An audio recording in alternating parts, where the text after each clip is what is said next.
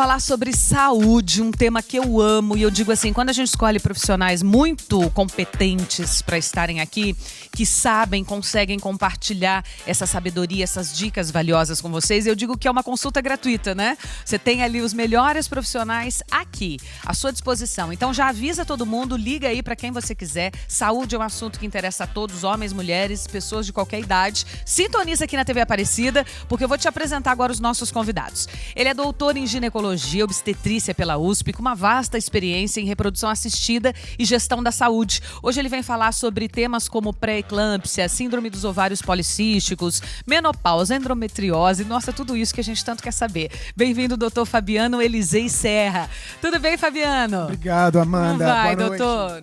Boa noite, é um prazer te receber Prazer aqui. estar aqui também. Todos esses temas que deixam a gente de cabelo em pé, a mulherada, né? E a mulherada adora quando a gente conversa sobre isso, Sem né? dúvida, a informação é muito necessária. Bem-vindo, viu? Obrigado. Obrigada por estar aqui. Minha próxima convidada é médica especializada em endocrinologia, nutrologia. Ela tem uma abordagem inovadora e fala sobre um emagrecimento saudável. Doutora Lorena Balestra. Bem-vinda, Lorena, mais uma vez, né? Aqui é o nosso programa. Mais uma vez, boa noite. Você tá bem? O nosso menininho está bem? Tá ótimo, obrigada. Já tem nome? Romeu. Romeu, que nome lindo. Obrigada. Por estar aqui, viu? Olha, ele é ortopedista especializado em coluna. Quem que não tem uma dorzinha aqui e ali na coluna? Mestre em saúde pública global, referência em tratamento de hernia de disco, nervo ciático. Hoje ele vem trazer dicas valiosas, como cuidar, né, melhor da saúde da nossa coluna, como prevenir essas dores que afetam tanto a nossa qualidade de vida. Bem-vindo, doutor André Evaristo. Tudo bem, doutor André? Boa noite, Amanda. Obrigado pelo convite. Como é que você tá? Tudo certo? Tô muito bem, obrigado. Muito obrigada por estar aqui com a gente, Tô viu? só. Obrigada pelo seu tempo. Imagina, é um prazer. Num assunto que, olha, tem muita né? coisa pra gente. Rende. Esse rende. Ó, meu próximo convidado é médico de família e comunidade. O que é isso, Amanda? Vamos perguntar pra ele. Ele é especializado em medicina do estilo de vida, sabe? A medicina preventiva, qualidade de vida. Hoje ele fala como que essa medicina de família pode transformar a saúde das pessoas que você ama, esse cuidado contínuo, como é que isso transforma a vida de todo mundo. Ricardo Sadriano, tudo bem, doutor? Olá, boa noite, Como Amanda. vai? Tudo Seja bem? bem-vindo, viu? Obrigada por estar aqui. O Obrigado que é, por favor, o que é um médico de família e comunidade? Me conta. Pois é, essa é uma das perguntas que eu mais respondo, viu? Quando a pessoa, você trabalha com o quê? Eu sou médico. Ah, o que você faz? Sou médico de família e comunidade. Aí fala assim, ah, que legal. Né? A pessoa fica com aquela cara de interrogação. Bom, médico de família e comunidade é uma especialidade médica, assim como as outras especialidades aqui presentes. E ela é responsável pelo atendimento das pessoas, independente da faixa etária, independente do gênero. Então eu atendo desde crianças até o último momento de vida, incluindo assim cuidados paliativos. Então o médico de família também pode fazer uma especialização em cuidados paliativos e fazer esse atendimento no final da vida. A diferença, né, a principal pergunta que faz assim, qual é a diferença para um clínico geral, né? Você é um clínico geral? A diferença é que o clínico geral ele tem um foco mais no adulto e muitas vezes numa medicina reativa. Então ele vai tratar as doenças que já existem. O médico de família, além de atender todas as faixas etárias, como eu comentei, desde criança, então atendimento de puericultura, pré-natal de baixo risco, atendimento dos idosos, a gente trabalha muito com a questão de promoção de saúde, prevenção de doenças e promoção de saúde. E a gente sabe que os hábitos que a gente tem hoje em dia são responsáveis por mais de 80% das doenças crônicas existentes, né? E eu me formei na USP também, e durante toda a minha graduação eu não tive uma visão como essa. Então a medicina que eu acabei aprendendo foi uma medicina muito mais reativa. Então a gente acabou tratando mais as doenças e não prevenindo tanto, né, não fazendo tanta promoção em saúde. Então basicamente a atuação do médico de família é isso. Então vai cuidar das pessoas. E aí se a pessoa tem uma coisa muito grave, aparece uma coisa, aí você encaminha para a especialidade daquele então, problema. Isso, aí o médico de família ele faz uma coordenação do cuidado também. Então ele vai acompanhar essa pessoa ao longo da vida e as doenças vão surgindo, você vai fazendo esse acompanhamento e em certas situações referencia para os especialistas focais, para o endócrino, para o ortopedista, para o ginecologista que apoia também a gente nos pré-natais. Claro. Doutor André, por que parece que as pessoas estão com tanto problema de coluna? Assim, parece que todo mundo que você conversa diz, hoje eu acordei com uma dor aqui, estou com uma dor ali. Será que é a questão do celular, do computador? A gente está passando hoje em dia muitas horas a mais sentados, talvez numa posição, né, menos adequada. Queria que você falasse um pouquinho sobre isso. É impressão ou não? Eu acho que é um pouco impressão, mas é uma impressão real. Então, as patologias da coluna como um todo são a primeira ou segunda causa de queixa em pronto-socorro. As doenças crônicas da coluna são a primeira causa de afastamento no INSS de incapacidade física e laboral. Então, é uma impressão, mas é uma impressão real, mas é uma impressão que vem se sucedendo já há várias gerações. O que tem acontecido é que com a mudança dos hábitos de vida mais voltadas a trabalhos de home office, ou trabalho de escritório, ou uso de devices como computador, a quantidade de dor na coluna, às vezes não relacionada a patologias tão graves, vem aumentando. Então você tem crianças e adolescentes com dor lombar ou dor cervical pelo uso de computador, muitas horas jogando videogame, mas não são relacionadas a doenças graves como as doenças incapacitantes, mas gera sintomas, gera desconforto na população. Então, eu gosto de falar que as patologias da coluna, elas são um problema de saúde real que tinha que ser encarado de uma maneira mais forte, porque a quantidade de incapacidade relacionada a essa patologia é muito grande e a prevalência, o número de casos na população também é muito grande. Estudos dizem que todos os seres humanos vão passar por um quadro de dor aguda no decorrer da vida, 100%. Então, se você não está nessa estatística ainda, você vai chegar. E tem um jeito de sair um pouquinho dessa estatística? Tem. De melhorar um pouquinho? Assim, até indo de encontro com o Dr. Ricardo em relação à prevenção. O que realmente previne as patologias da coluna é controle do peso, atividade física regular. E o principal fator causal desse tipo de patologia é a genética. Só que a gente não tem como lidar com a genética do indivíduo, mas a gente tem como controlar o peso e fazer uma atividade física regular. Essa é a principal forma de prevenção. Ó, a principal dica pra gente, hein? Principal dica. Aí, falando em peso, né? Em controlar o peso, Lorena, eu já tenho que abrir com uma pergunta polêmica para você. Ozempic, Mounjaro, essas injeções hoje que prometem e que realmente trazem esse emagrecimento. Quais são os malefícios e benefícios? Quem pode e precisa tomar? Porque eu tô vendo muitas pessoas tomarem, às vezes quer perder ali 3, 4 quilinhos. Ah, vou tomar que é mais confortável, tira a fome, tira a vontade de beber álcool. Queria que você falasse um pouquinho sobre os riscos e também os benefícios. Certo. Está super conectado o tema, né? O emagrecimento, ele tem que ser olhado de uma forma de doença, né? Então, obesidade, nós estamos falando de uma doença crônica, recidivante, de difícil controle e multifatorial. Então, tem diversas possibilidades para esse paciente vir a desenvolver obesidade, estar em situação de obesidade. Antes de responder a sua pergunta, eu quero só dar um dado estatístico, porque acabou de sair no Atlas de Obesidade 2025, que 1 a cada 3 brasileiros estão em situação de obesidade. Então, se você está aí em casa e tem 3 pessoas, uma provavelmente está obesa. Coisa alto isso, Muito né? alto. E que esse número tende a piorar nos próximos 20 anos, porque, em média, de 40% a 60% da população não faz atividade física, é sedentário. Não são só os erros alimentares. E, por isso, entra a questão da medicação. As medicações, tanto a semaglutida, Ozempic, o Wegovy ou a tirzepatida, o Mounjaro, eles são sacietógenos, eles são capazes de aumentar a liberação de saciedade. Então, eles entram em uma ponta só do tratamento de obesidade, que é a parte de saciedade, comer menos. Mas se a pessoa não faz isso da forma correta, ela tende a reengordar ou ela não tem tanto sucesso no tratamento. Os riscos são exatamente de usar sem orientação e sem acompanhamento médico, porque são medicações, assim como qualquer outra, pode causar algum tipo de efeito colateral. E o médico experiente tem que estar do lado desse paciente para saber orientar e conduzir esse efeito colateral ou minimizar, ajustar a dose, seja o problema que ele aparecer. E as vantagens são inúmeras. Paciente que precisa, sim, de um déficit calórico, reduzir a quantidade de calorias que consome no dia a dia, a medicação está ali para isso. Então, tem muitas vantagens, precisa ser usada com segurança, com o médico te acompanhando, porque senão a pessoa pode, sim, passar mal ou não ter o efeito desejado e jogar fora a experiência muito boa de uma medicação muito boa. E o dinheiro, né? Sem contar o São medicações investimento. muito caras, né? São. Hoje, o investimento para o Ozempic está em torno de R$ 1.200 e o Mounjaro, dependendo de onde você conseguir importar, varia aí de R$ 6.000 a R$ 10.000. E ele Mês. Por mês. Por mês. E o Mounjaro é tão melhor assim do que o primeiro? Vou falar para a minha experiência pessoal com os meus pacientes.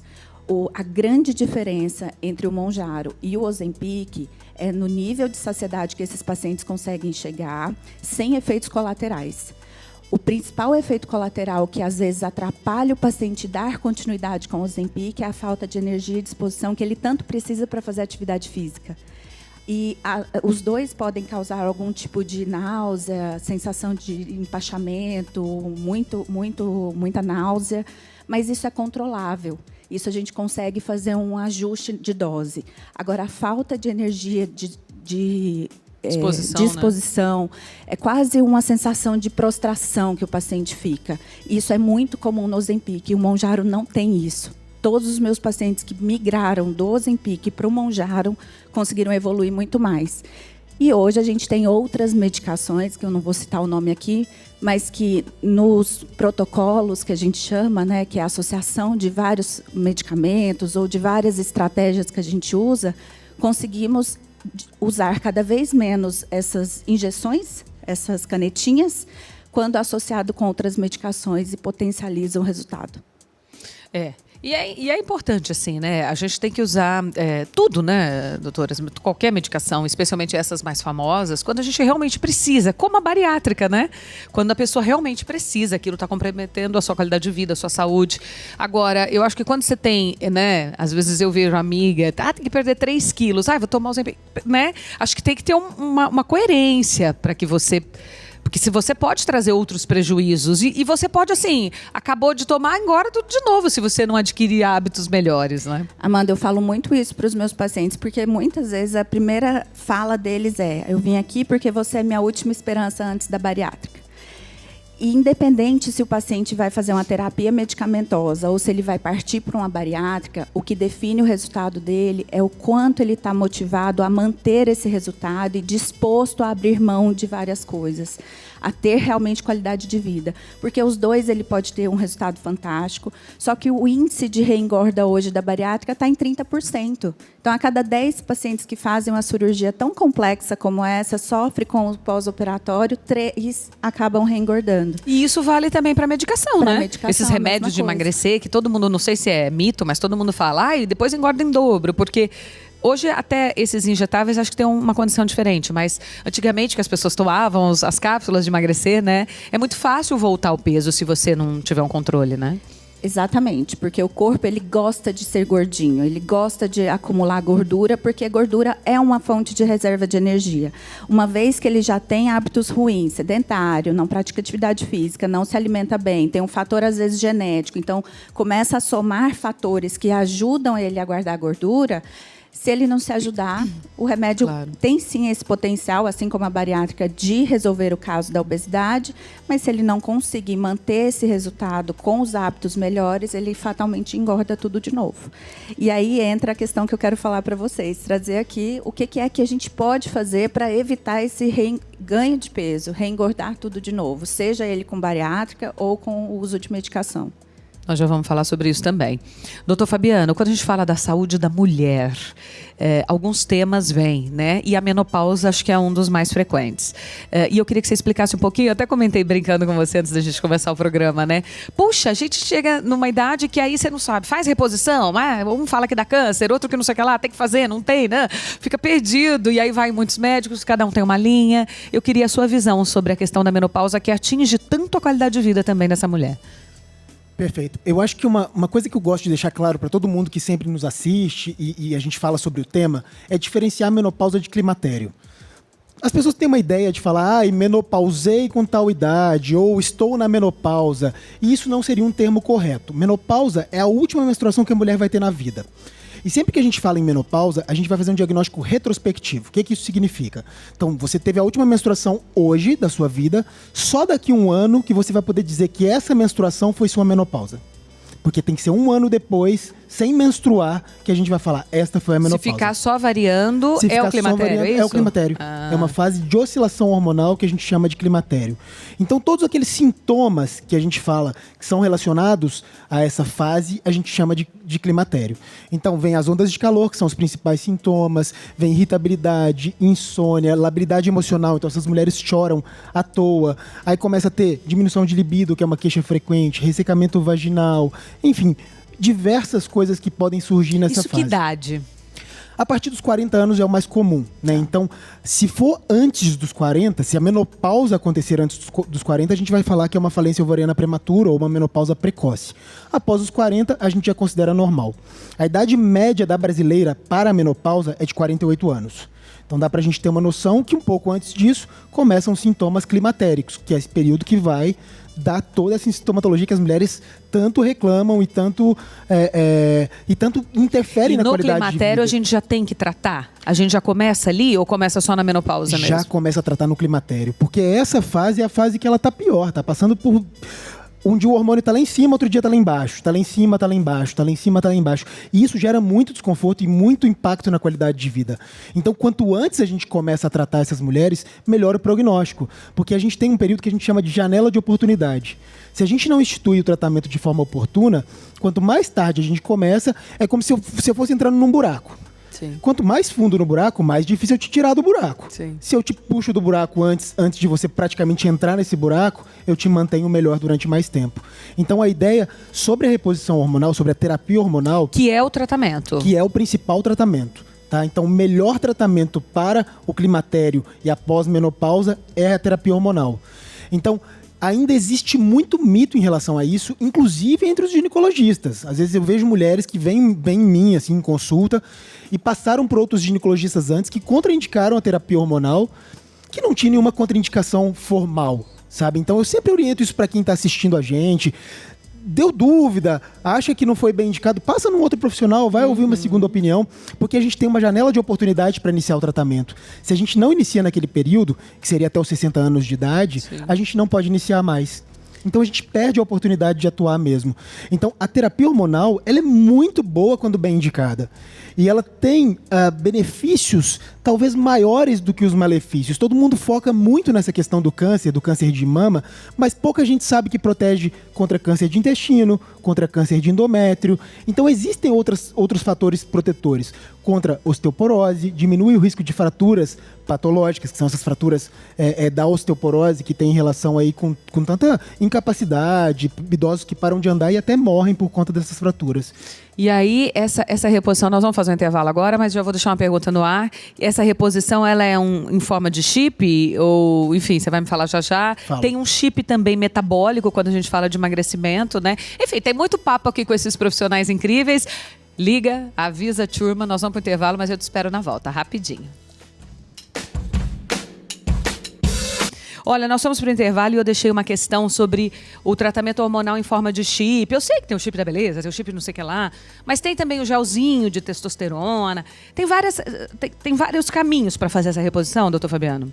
Isso, na verdade, quando a gente fala do chip, né, a gente está falando dos mesmos hormônios, basicamente, que a gente utiliza de outras formas, né? Então, o que importa não é a via, é o tipo de hormônio que se usa.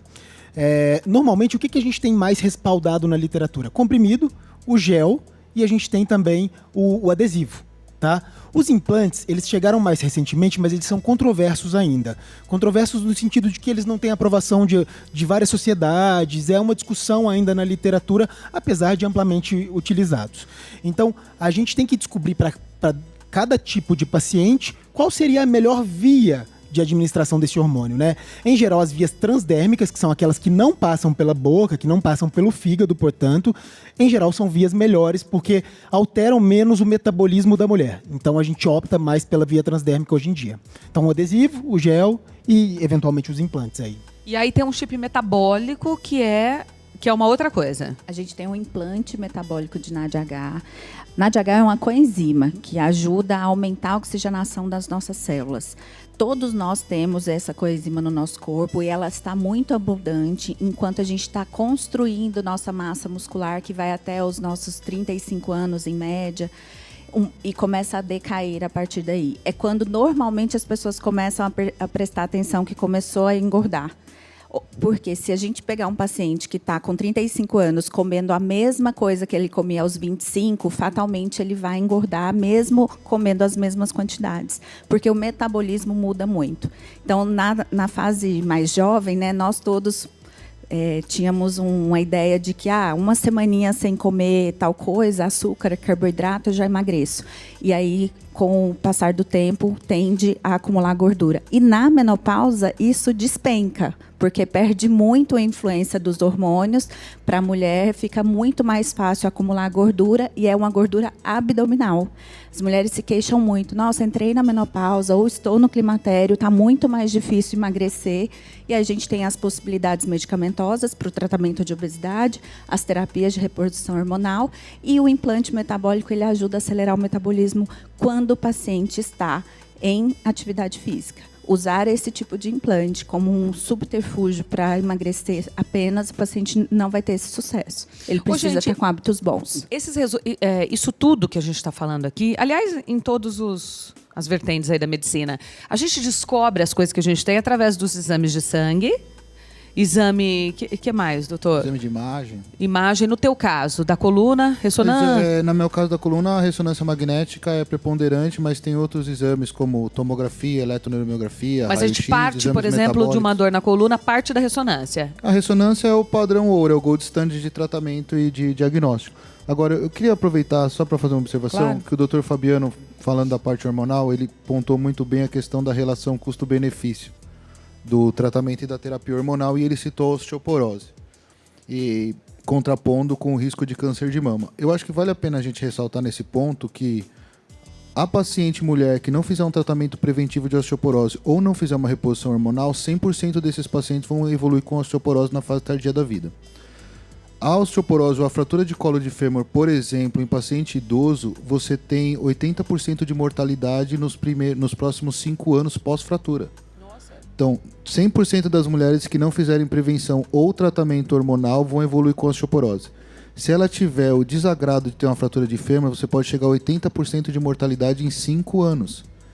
E a taxa de câncer de mama é muito mais baixa do que essa taxa de mortalidade. Então, discutir a relação custo-benefício da reposição hormonal com o paciente é importante, porque às vezes a gente, como o Fabiano muito bem pontuou, a gente foca só no lado ruim, que é o câncer de mama, e às vezes a gente não vê os outros benefícios da terapia.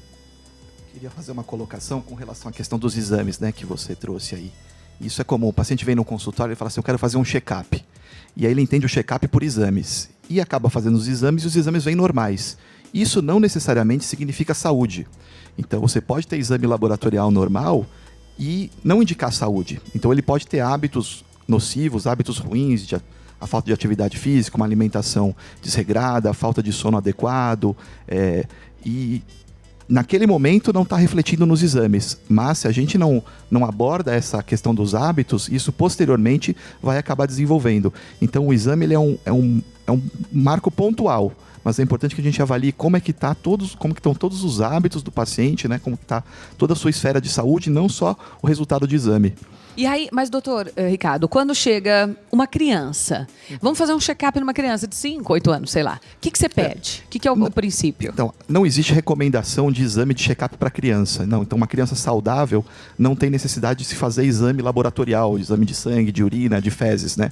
Então existe muito essa cultura de saúde em cima dos exames. Então é mais adequado eu fazer nessa consulta como é que está a alimentação dessa criança, essa criança está brincando ou ela está muito exposta em tempo de tela, como é que está a questão do relacionamento na escola. Então é muito mais importante abordar isso nessa consulta que a mãe vem pedindo um check-up da criança do que você pedir um hemograma, um exame de fezes para ver se está com parasita e um exame de urina. Ô Ricardo, e em relação aos exames, eu acho que a gente não tem exame para ver saúde mental.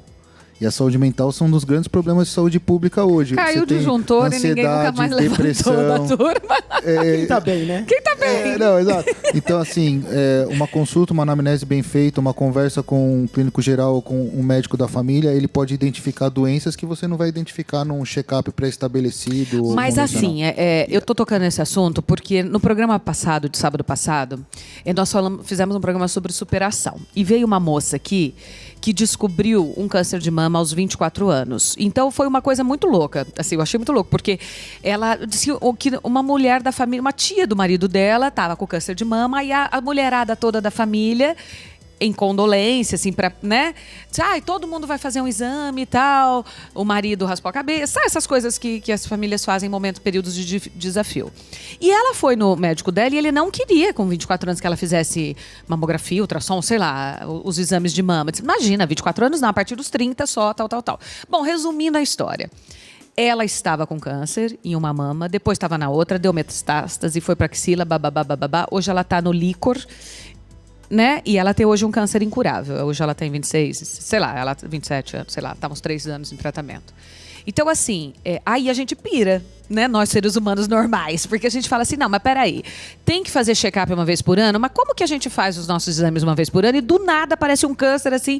Mas não viu isso no exame que a gente fez há 6 meses atrás? É difícil pra gente. Então, eu queria a orientação de vocês, assim, para o grande público, tem a idade que tiver, como é que a gente consegue se prevenir um pouco? É fazendo exame de sangue uma vez por ano, mais de uma vez? É fazendo exame de imagem? Como é que a gente não é pego de surpresa, independente da idade? É que isso acontece, Amanda. A medicina ela segue alguns critérios. Então, dentro da medicina, a gente usa muito a parte estatística e matemática. Então, fica inviável você fazer todos os exames para todas as faixas etárias, porque isso tem um custo. O caso dela foge a curva, né? Então, assim, é difícil você trabalhar isso, não é a média. porque cada especialidade vai trabalhar dentro do que a estatística diz que é racionalmente pertinente. Agora, num relato como esse, tem a intervenção divina, aproveitando o local em que a gente está. Então, às vezes, ela foi informada que ela tinha aquela patologia, mas isso não descredencia o profissional a trabalhar dentro da estatística que ele está habituado. Existe também uma questão dos falsos positivos. Então, muitas vezes um exame ele vem indicando que a pessoa tem uma doença e não necessariamente ela tem. Então, por isso que a gente tem que avaliar todo o contexto. Então, uma coisa comum, né, é a questão do rastreamento de câncer de próstata, né? Existe uma linha que fala para fazer o exame de toque, de PSA, a partir de certa idade, né? O que se documentou é que, independente de você... O homem chega aos 50 anos, vai lá e faz um exame de toque retal e um exame de próstata. Ele não está sentindo nada, ele é assintomático. E aí vem uma lesão que é suspeita. Essa lesão vai desencadear uma série de investigações. Uma biópsia de próstata, que é um exame dolorido, e aí vai ser feita a biópsia, vai ficar na dúvida, retira a próstata. Esse homem que com 50 anos não sentia nada, acaba falecendo por volta dos 68. Mas com que qualidade de vida ele viveu esse dos 50 aos 68?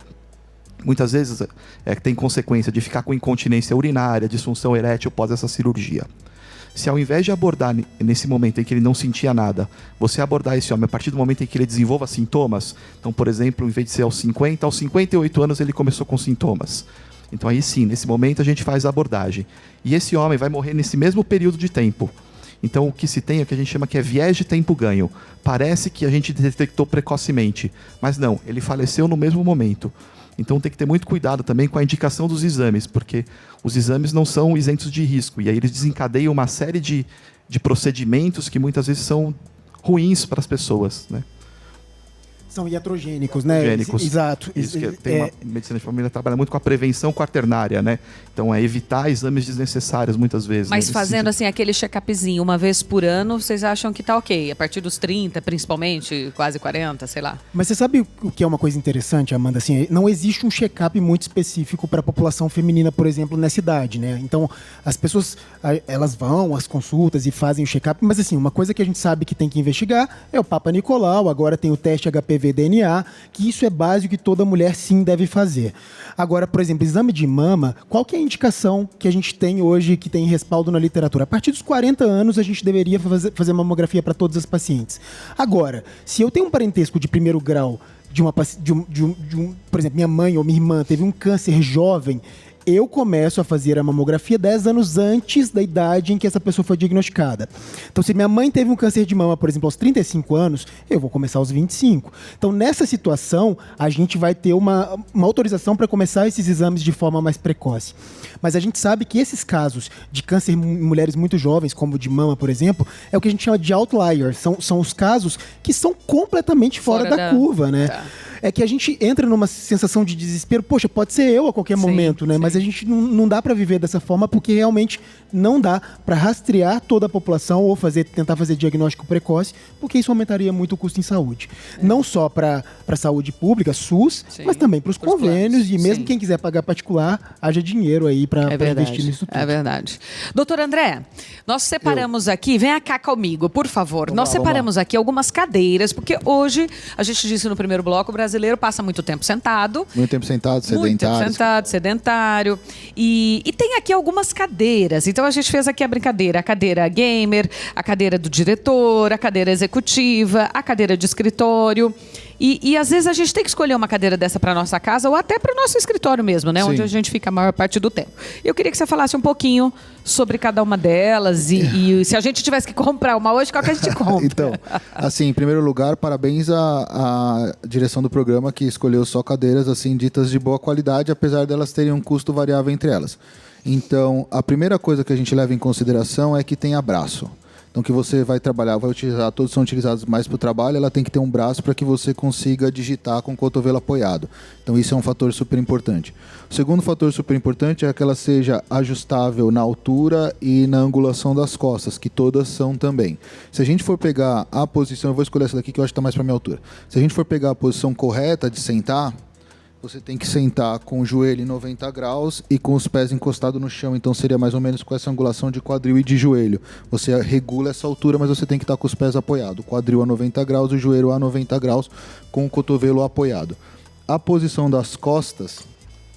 Deixa eu ver. acho que ficou boa. É confortável mesmo. É confortável, são todas uma boas. pergunta.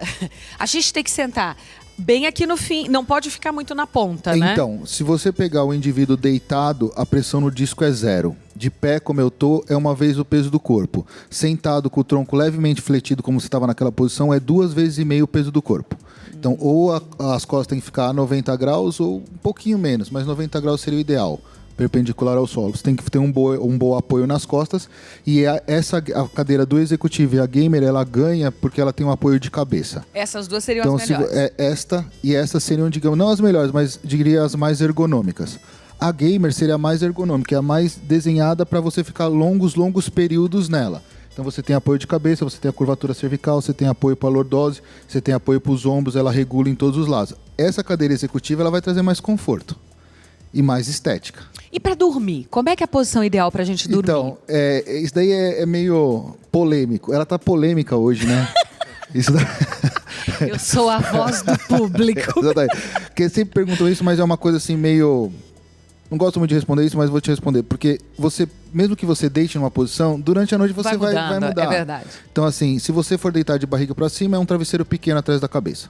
Se você for deitar de lado, você coloca 2 ou um dobrado para que seu pescoço não fique desalinhado nem para um lado nem para o outro. E dizem que o ideal é que você durma também com o travesseiro no meio das pernas se você for dormir de lado.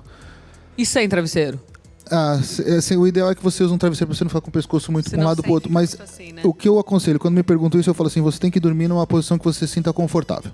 Outra coisa, você tem a questão do colchão ortopédico. Então, isso era muita geração mais antiga, você usava aqueles colchões duros ou semi-rígidos.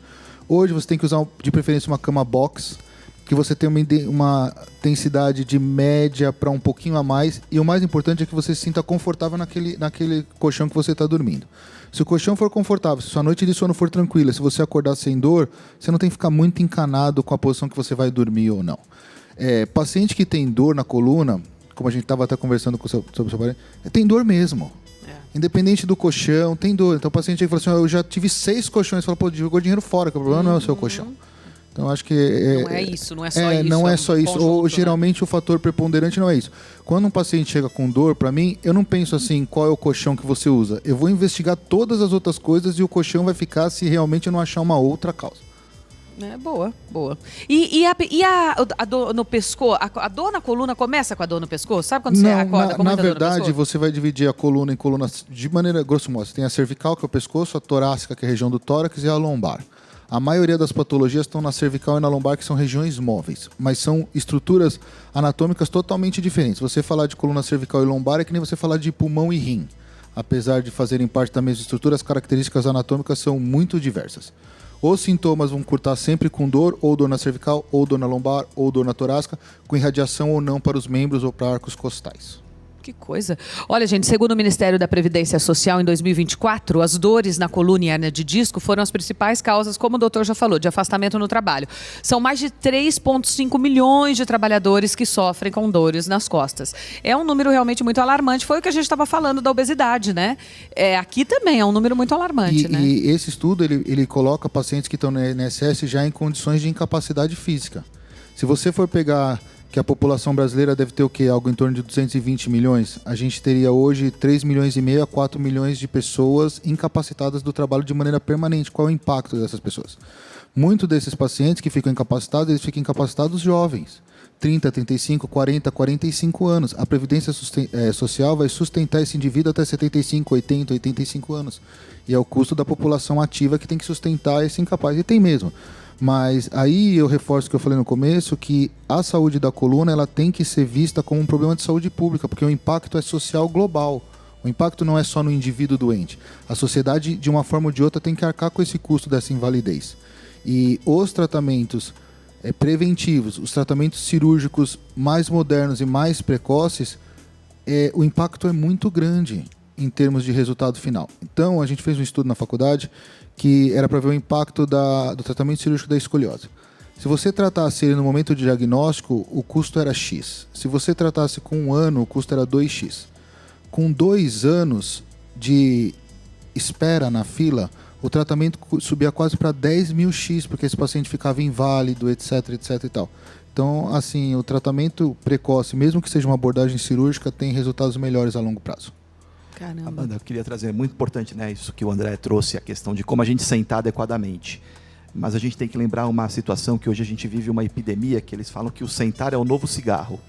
Então, as pessoas passam muito tempo sentado. Então, é importante, durante a jornada de trabalho, que sejam feitas pausas ativas. Exato. Então, determinados momentos, a cada 50 minutos, a pessoa levante. Né? Tem um trabalho que mostra que aquela pessoa que fica 8 horas sentada durante o dia, mesmo que ela atinja as recomendações de atividade física no dia, que seriam 150 minutos, ela vai estar só anulando o tempo que ela passou sentado. Então, é muito importante essa conscientização da questão do sentar. E como a gente colocou ali, geralmente a pessoa fica sentada com o tronco fetido, então a pressão no disco é maior. A gente teve, pós-pandemia, esse boom do trabalho de home office. O home office é uma casa. Para a maior parte da população, a pessoa não tem um desprendimento financeiro para transformar a casa num escritório. Então ela trabalha no sofá, ela trabalha numa cadeira não adequada, ela trabalha numa posição não adequada. Então tudo isso vai trazendo repercussões. Esse paciente que está em home office, ele não sai para ir no trabalho e voltar do trabalho, ele não pega trem, ele não pega metrô, fica ali. E isso reflete também, né, ficar beliscando, comendo o dia inteiro, reflete em tudo, gente. Olha que problema que nós arrumamos. Vamos pro intervalo, te espero na volta, tá já. Estamos de volta. Obrigada pelo carinho da sua audiência, da sua companhia. Lembrando que assim que o programa terminar, ele já sobe pro YouTube. A gente tem lá uma playlist no YouTube de todas as edições do programa. Então, se você perdeu um pedacinho, se você pegou agora no final, ou se você gostou tanto que quer indicar para alguém, compartilhar, nossos convidados também, viu? Podem compartilhar. A gente coloca sempre o link para você mandar para as pessoas que possam interessar o assunto. E tem lá todos os assuntos abordados aqui, tem muita coisa. Divirta-se e aprenda muito, que esse é o objetivo do nosso conteúdo. Doutor Fabiano, vamos falar um pouquinho sobre a pré-eclâmpsia, quando ela vira eclâmpsia, enfim. A gente falou da menopausa, mas eu acho que esse é um assunto também que, né, permeia muito. A nossa Lorena está grávida, permeia muito a cabeça das gestantes, enfim, das mulheres. E agora a gente tem a história da Lecha, né, que teve uma pré-eclâmpsia grave também, que acabou perdendo o bebê. Mas a pré-eclâmpsia é uma doença muito frequente na gestação, acomete 5% da população de gestantes e, em geral, é uma doença que aparece após a 20ª semana de gestação. Então, se a paciente tiver pressão alta antes da 20ª semana, ela não tem pré-eclâmpsia, ela tem uma hipertensão arterial crônica. Após a 20ª semana, os níveis pressóricos começaram a aumentar, a gente vai pensar que essa paciente está desenvolvendo um quadro de pré-eclâmpsia. Então, qual que é o primeiro sinal de que se está instalando uma pré-eclâmpsia? É a pressão alta. Então, a pressão acima de 14/9 numa gestante a partir de 20 semanas, vou pensar em pré-eclâmpsia. Preciso de alguma outra confirmação, além dessa hipertensão. Então, eu posso ter um exame de urina que vai mostrar que tem proteína nessa urina, ou eu posso ter alguma outra alteração de laboratorial ou algum sintoma grave que caracterize a pré-eclâmpsia. Mas então a pré-eclâmpsia, a princípio, é hipertensão após a 20ª semana de gestação. Então também não tem como controlar. Não tem como controlar. Os hábitos saudáveis, aquilo que a gente já sabe. Isso. O que a gente tem hoje de prevenção da pré-eclâmpsia? Exercício físico durante a gestação toda, e inclusive pré-gestação, a manutenção de peso. Então, o ideal, se a mulher ainda é jovem e tem a oportunidade de mudar todo o estilo de vida antes de engravidar, o ideal é que ela faça isso pré-gestacional. E que ela mantenha esse ganho de peso aí, controle o ganho de peso durante a gestação. Então ela vai fazer exercício físico. E hoje, para pacientes de alto risco para pré-eclâmpsia, a gente tem uma medicação e uma suplementação que ajudam na prevenção da pré-eclâmpsia, que seria o AS e o cálcio. Então são duas possibilidades que a gente tem para atuar, para não deixar essa paciente desenvolver pré-eclâmpsia. Qual que é o problema? A gente precisa entrar com essas medicações de forma precoce, ali por volta das 12 semanas. Então, se eu estou te falando que a doença aparece após a 20ª semana, eu não posso instituir essas medicações após o aparecimento da doença. Eu tenho que prever quais são aquelas pacientes que vão desenvolver a doença e aí sim entrar com a suplementação e a medicação. E assim como no caso dela, o risco é bem grande. Assim como no caso dela, o risco é bem grande. Por exemplo, a Lesha, que teve uma pré-eclâmpsia já, que teve inclusive um óbito, ela teve um desfecho desfavorável. Essa paciente é uma paciente de alto risco para desenvolver pré-eclâmpsia na próxima gestação de novo. Então ela automaticamente já recebe AS e cálcio logo no começo da gestação ali, para já pensando prevenir. Em prevenção. Eu não sei, eu acho que ela publicou em algum lugar que ela usou AS e cálcio. Então mostrando também que o AS e cálcio não é uma garantia de que vai haver prevenção da doença, mas diminui de forma expressiva o risco de desenvolver a doença. Que coisa, não? Ô, doutora Lorena, falando em pós-bariátrica, durante toda a vida ou muitos anos, quais são os exames principais que essa pessoa deve fazer? Qual é o acompanhamento para ela entender? Porque eu conheço muitas, né?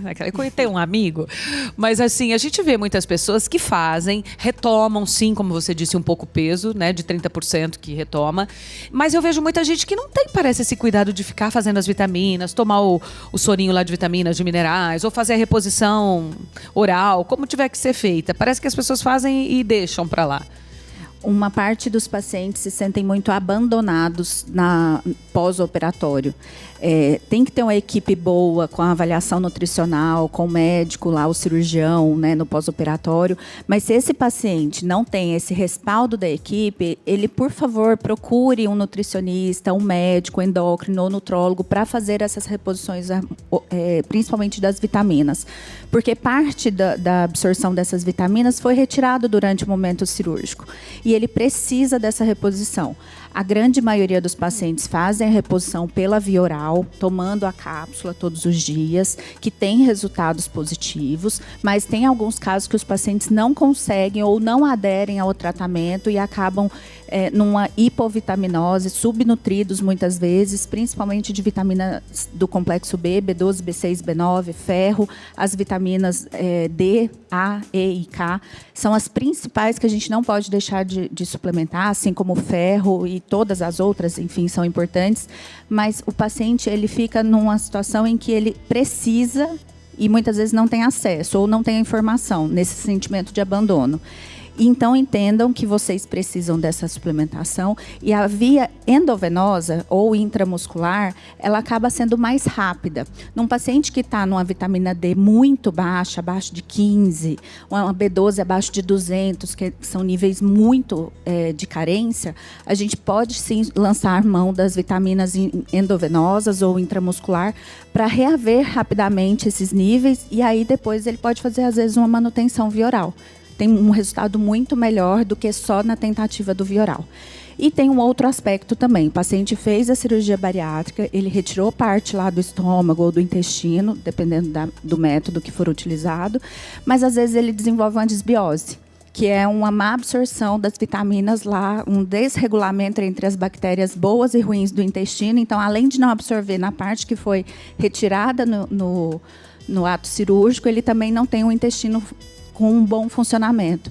Então, é uma avaliação mais ampla até do que só repor, só tomar um monte de cápsula. E as vitaminas que muitas vezes as pessoas encontram na farmácia, sobre venda livre, né, que não tem uma prescrição, muitas vezes elas não suprem essa carência nutricional do paciente. Então, ele começa a desenvolver queda de cabelo, fadiga, indisposição, não consegue ter um ânimo, disposição para treinar. Então, ele não consegue manter, muitas vezes, os resultados por falta de vitaminas também. E aí vai lá procurar o doutor André também. É isso aí. Aí volta a engordar, fica com problema na coluna. Mas essa falta de vitaminas, doutor André, ela pode desencadear uma osteoporose? Pode, enfim? Principalmente a vitamina D. Então, quando a gente pensa no metabolismo do ósseo, a gente pode ter um problema da ingestão de cálcio. Eu estou ingerindo pouco cálcio, eu tenho que suplementar isso na dieta. Esse cálcio pode cair no sangue, mas não entrar na célula. Quem vai fazer esse transporte para dentro da célula é a vitamina D. Então, eu tenho que controlar o cálcio e a vitamina D como reposição. Um outro mecanismo é eu ingiro a quantidade certa, a vitamina D põe ele dentro da célula, mas o meu rim joga muito cálcio fora. Aí eu vou ter que usar medicações específicas para diminuir essa excreção renal. Essa forma metabólica vai manter o metabolismo do cálcio e vai manter sua qualidade óssea onde ela está no momento do diagnóstico. Se você tiver uma osteoporose muito severa, aí tem que fazer reposição hormonal com hormônios de crescimento ósseo para que você reponha a massa óssea e a partir daí você faça o tratamento de manutenção. Ainda dentro... Opa, desculpa. Pode falar. Dentro dessa questão, né, do acompanhamento pós-bariátrico, o André trouxe isso no começo do programa, a questão emocional é fundamental também. Então, o segmento psicológico, porque cabeça de gordo não cabe em corpo de magro. Então, você precisa ter esse segmento. Esse segmento já é feito previamente à cirurgia, mas é importante que ele seja posteriormente também realizado. Então, a questão emocional também muitas vezes pode interferir muito nesse segmento no pós-bariátrico, né? Os pacientes não entendem que o açúcar, o carboidrato, a comida, ela pode ser um vício. E o lugarzinho lá no nosso cérebro onde é desencadeado o vício por algo, seja álcool, cigarro, açúcar ou outras drogas, é o mesmo. O paciente ele só muda o vício da comida, de repente, para o líquido, que aí vai para o álcool, que é muito mais fácil de ser ingerido. Então, sim, o paciente ele não pode deixar de fazer o tratamento. É uma equipe, né, muito ampla que o paciente não pode deixar de acompanhar. E isso é o que causa o sucesso do paciente que consegue manter esse acompanhamento. Mas até, acho que eu queria até que a doutora complementasse aqui e respondesse para a gente, para sua audiência, que independente dessas complicações da bariátrica ou do uso de medicação, a obesidade ainda é mais deletéria. Então, assim, combater a obesidade eu acho que é fundamental para a gente não acabar desestimulando a população a buscar esse tipo de tratamento. Só complementando o que você falou, a obesidade hoje ela é uma das principais causas das doenças de base que mais matam. Hipertensão, diabetes, colesterol alto, infarto, AVC e câncer. Então, se a gente trata a obesidade, a gente está prevenindo, entrando lá no quadro do doutor, de prevenção, de evitar desencadear todas essas doenças. E até o Ministério da Saúde já diz que só atividade física e dieta não são considerados os únicos tratamentos para a obesidade. O paciente precisa, sim, de medicação, por ser uma doença crônica, de difícil controle e recidivante. Ele precisa de acompanhamento multiprofissional, médico, nutricionista, educador físico. E ele precisa de constância, ele precisa de um acompanhamento longo. É igual o paciente que é hipertenso. Se ele para o remédio da hipertensão, pressão alta volta a subir. Se ele para de fazer os cuidados de alimentação ou de atividade física, ele volta a perder qualidade. Então, é uma doença que o paciente vai ter que estar vigilante para o resto da vida. Emagreceu, quer manter o resultado, é para sempre. Queria até aproveitar e fazer um adendo em relação a isso, né, que eu acho que é muito interessante que, por exemplo, as mulheres ficam com medo, às vezes, da terapia hormonal, porque vou ter câncer de mama, não sei o quê. Você vai olhar, a mulher está obesa, está sedentária, ela toma bastante álcool, e quando você vai olhar nos fatores de risco que levam, por exemplo, ao câncer de mama, o álcool, a obesidade, o sedentarismo, eles estão muito mais relacionados ao desenvolvimento do câncer de mama do que a terapia hormonal em si.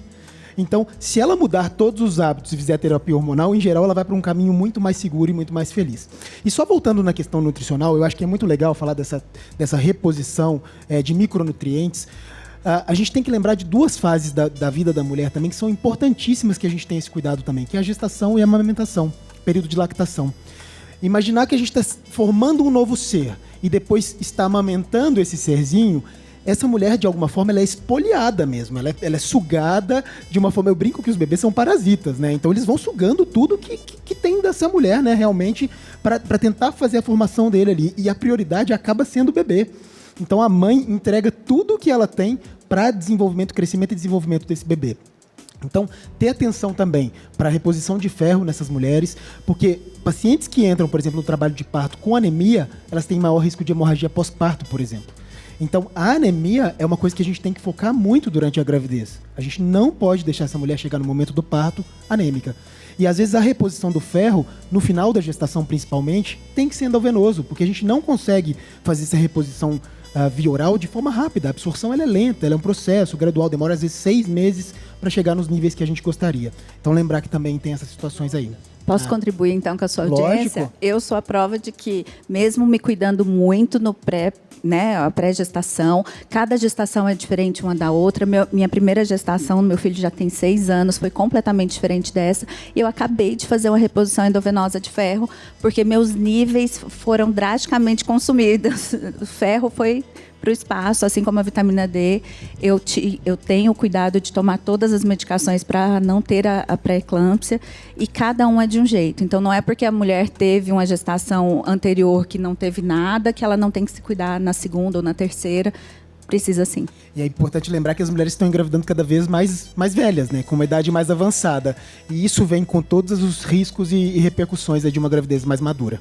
Tenha dúvida. Ai, gente, tão bom papo. Eu ficaria horas aqui conversando com vocês. Tanta coisa ainda para perguntar, mas nós estamos chegando ao finalzinho do programa. Uma peninha. Lembra que está subindo para o YouTube agora. E eu quero agradecer. Doutor Ricardo, muito obrigada. Obrigado, foi uma honra pelo seu tempo. Muito Seja obrigado. sempre bem-vindo ao nosso programa, viu? Bora fazer nossos exames, né? Olhar para nossa saúde, olhar para a gente, cuidar da gente, colocar-nos nas agendas aí, como eu disse no início do programa, como prioridade, as coisas que realmente são importantes, aprender a dizer não para o que desgasta muito, para o que esgota muito a nossa saúde mental, porque a partir do momento nós não tratamos especificamente dela, mas tudo aqui reflete nela. Doutor André, obrigada, viu? Sou eu quem agradece, obrigado. Obrigada, seja sempre bem-vindo aqui ao nosso programa, foi um prazer te receber. Prazer é meu. Lorena, tudo de bom, que o Obrigada, baby venha com Amanda. muita saúde, você também, viu? Obrigada. E lembrando que a gente precisa dizer não para a obesidade e dar prioridade, sim, a tempo de qualidade e a sua saúde, assim como você disse no início do programa. Sem dúvida. Fabiano, obrigada, viu, Eu que querido? agradeço. Seja sempre bem-vindo. Queria dizer até para o pessoal de casa que às vezes uma boa anamnese, que seria aquela entrevista que o médico faz, e um bom exame físico, às vezes são suficientes para fazer a maior parte dos diagnósticos e instituir a maior parte dos tratamentos. Então, às vezes a gente vai na expectativa de que tem que fazer um monte de exames, quando na verdade uma boa entrevista e um bom exame físico substituem tudo isso. Então, os exames eles vão estar realmente direcionados para aquele público que precisar. O contato dos profissionais, né, ficou aí na tela durante a fala deles para vocês. Obrigada mais uma vez pelo tempo, por compartilharem, né, tantas dicas valiosas com a gente nessa consulta gratuita. Obrigada à nossa equipe. Obrigada a você que passou um pouco do seu sábado à noite. Que você tenha uma semana incrível. Te espero no próximo sábado e que você seja muito feliz e cuide muito da sua saúde, do seu bem-estar e da sua qualidade de vida, que é o mais importante para todos nós, tá? Beijo, gente. Tchau, até semana que vem.